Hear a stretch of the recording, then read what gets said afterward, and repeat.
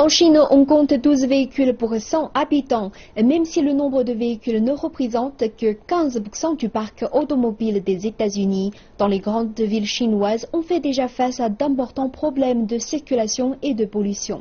Certaines mégapoles comme Beijing, Shanghai ou Shenzhen ont d'ailleurs été contraintes de limiter l'attribution de plaques minéralogiques pour les nouveaux véhicules, avec pour conséquence une baisse des ventes.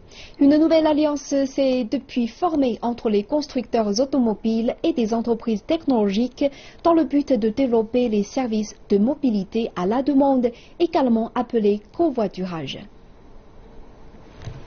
De nos jours, la plupart des habitants des grandes villes chinoises sont habitués aux applications mobiles de taxi comme Didi ou Uber.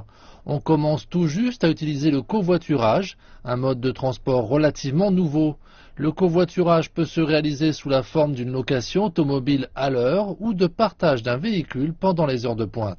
En Chine, le covoiturage en est à ses balbutiements. Plus de 37% des gens adhèrent au concept. 80% d'entre eux accepteraient les applications de transport de particuliers comme Didi ou Uber.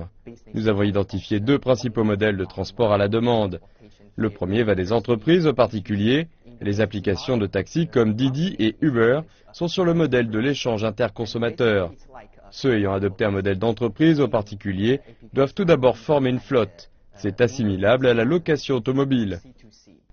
Les constructeurs automobiles commencent à comprendre cette nouvelle réalité avec l'arrivée de services de mobilité à la demande. De nombreuses personnes pourront se déplacer pour moins cher et sans jamais avoir à saisir le volant d'une voiture et encore moins d'acheter leur propre véhicule.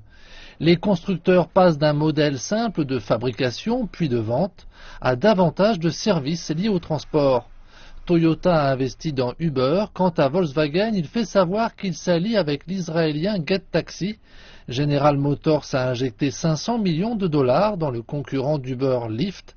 Les entreprises technologiques qui veulent aussi une part du gâteau ne sont pas en reste.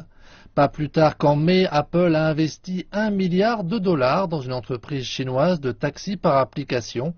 Par ailleurs, l'entreprise technologique chinoise LeXi a ouvert une nouvelle plateforme de partage automobile, mettant à la disposition du public des véhicules électriques loués à l'heure, ainsi qu'un service de parking gratuit.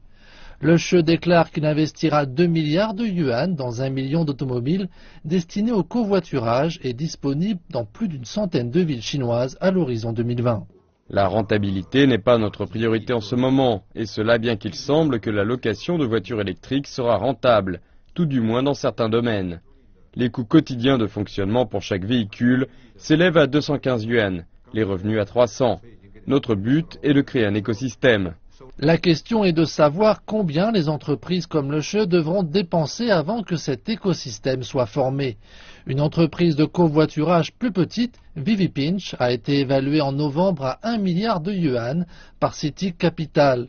Mais tout s'est effondré à Noël lorsque les investisseurs potentiels se sont retirés, alors que Didi faisait connaître son intention d'investir 1 milliard de dollars dans des services de covoiturage. On ne peut pas nier que ce secteur ait besoin d'investissements massifs. On sait tous qu'Apple a investi 1 milliard de dollars dans Didi Chuxing. Mais 1 milliard, ce n'est pas énorme.